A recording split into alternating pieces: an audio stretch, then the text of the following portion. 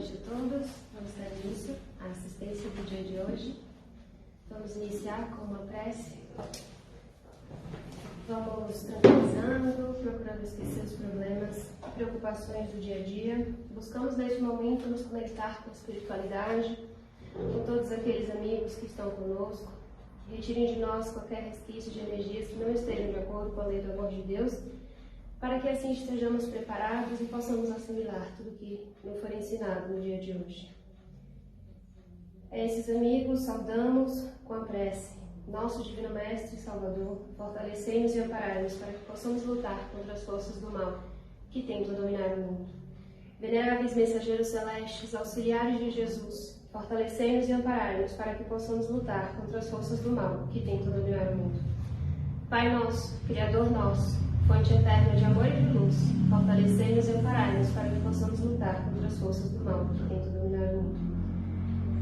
Fortalecidos e elevados, juntamos os nossos amigos e vamos nos aproximando da nossa Mãe, Maria de Nazaré, que nos envolve com seu manto de luz, nos dando toda a sustentação que necessitamos em nossas dificuldades e sofrimento. Através de Maria, chegamos até seu Filho Jesus, que nos deixou todo o exemplo e nos mostrou o caminho da salvação.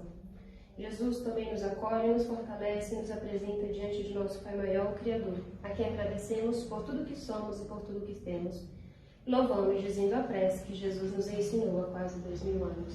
Pai, Pai nosso que estás nos céus, santificado seja o vosso nome. Venha a nós o vosso reino. Seja feita a vossa vontade, assim na terra como nos céus. O pão nosso de cada dia nos dai hoje. Perdoai as nossas ofensas, assim como nós perdoamos aos que nos têm ofendido. Não nos deixeis cair em tentação, nos livrai-nos de todo o mal. Que assim seja, graças a Deus.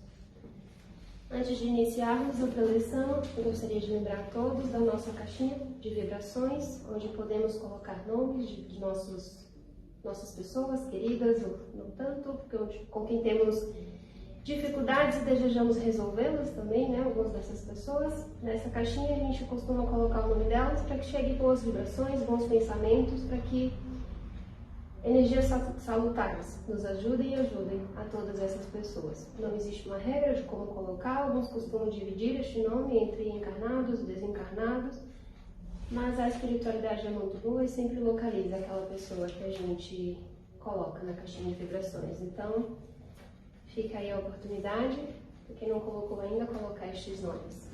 Também gostaria de lembrarmos das escolas. Aqui no nosso centro temos escolas iniciando cursos para os alunos de outras turmas que já estejam um pouco mais avançados, que desejem ingressar nesses estudos.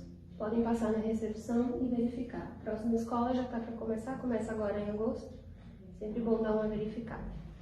Bom, o tema indicado pela espiritualidade para o dia de hoje: lar, ponto de encontro para reajuste, entendimento, compreensão e renúncia. Para falar deste ponto, é bom que a gente lembre que dentro da doutrina espírita falamos da possibilidade de reencarnação. A vida da gente não começou aqui, somos espíritos, temos longas caminhadas, estamos aqui de passagem, esta é mais uma das nossas vivências. E continuaremos. O caminho é sempre o da evolução e o final deste caminho é atingir a perfeição. Então, diferente de muitos outros vieses religiosos, aqui a gente acredita nesta caminhada. É uma caminhada e um processo. Se estamos aqui, porque temos ainda o que caminhar. E por isso, a constituição do nosso lar, a nossa união da nossa família, é um ponto de encontro e de espíritos. Espíritos muitas vezes simpáticos e às vezes sem tanta simpatia. Por quê? Porque também é um ponto para reajuste, para entendimento, para compreensão, para renúncia das nossas questões que vamos aí acumulando ao longo da nossa história.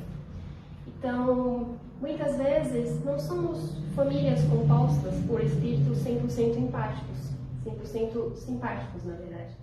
A nossa constituição de família se dá pela nossa simpatia. Estamos em grupos de pessoas que se conectam. Algumas famílias se constituem não pelo sangue, né? Muitos temos, muitas vezes, filhos de pais diferentes podem ser muito mais irmãos do que irmãos de sangue mesmo. Então, não é a determinação da vinculação sanguínea que vai determinar o que a gente chama de família. A gente tem os laços corporais e os laços espirituais. Quando a gente fala desses laços espirituais, aí a gente entra para outras questões das nossas vidas, da nossa trajetória espiritual.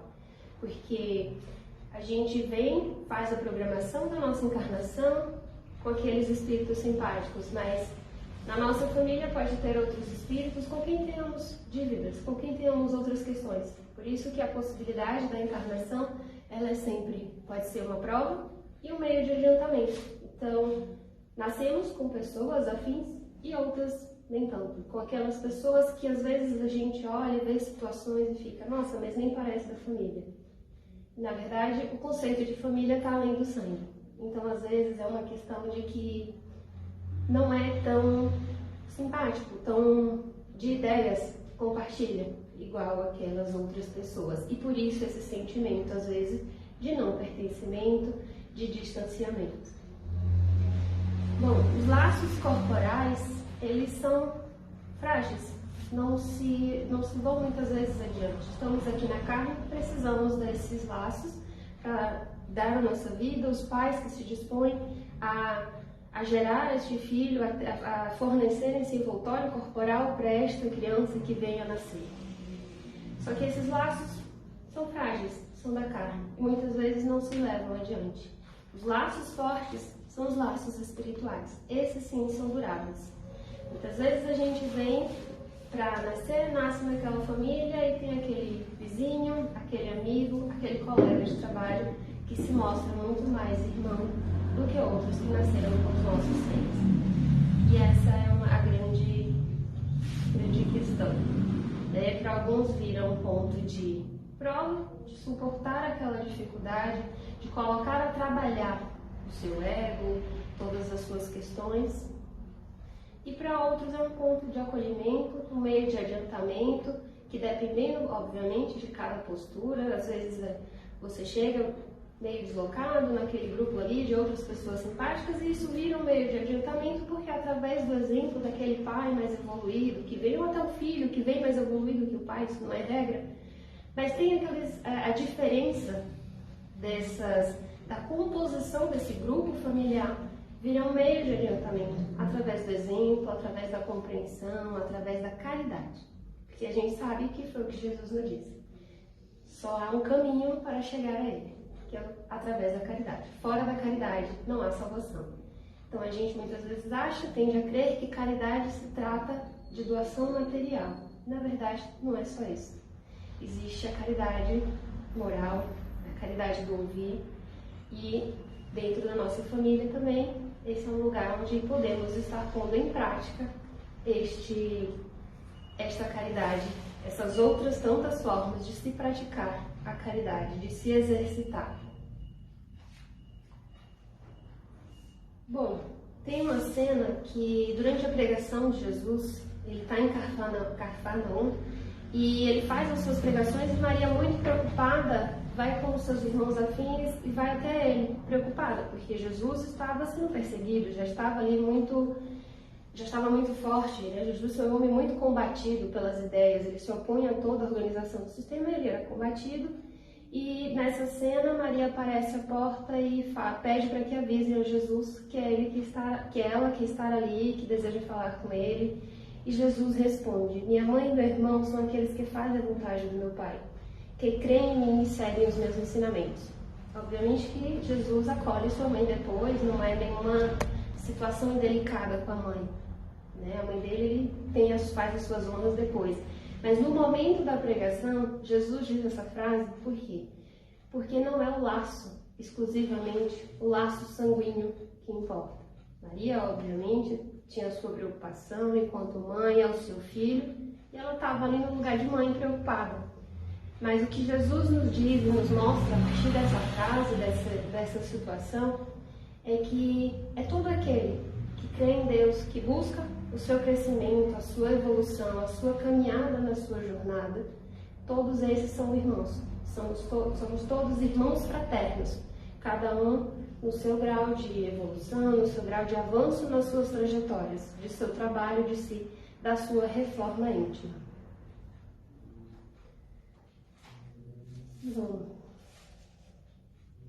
então, por isso que aqui eu questiono, que nem sempre somos espíritos simpáticos dentro da mesma família, há questões a se resolver, contudo, todo aquele que se propõe a trazer ao mundo um filho tem a sua responsabilidade. No Evangelho a gente encontra a questão, que é que Jesus nos coloca, né? Que fizestes do filho que te foi dado?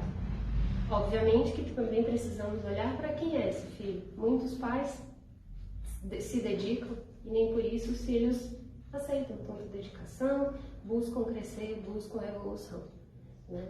Mas é sempre a responsabilidade, tanto do pai que coloca o filho no mundo, tanto daquele filho que tem este pai e o que é feito de tantas oportunidades que todos os pais têm e que cada um, à sua maneira, vai se dedicando, se doando para esse ambiente da sua família, da sua constituição, né? Da sua evolução, do seu adiantamento diante do Evangelho segundo Jesus.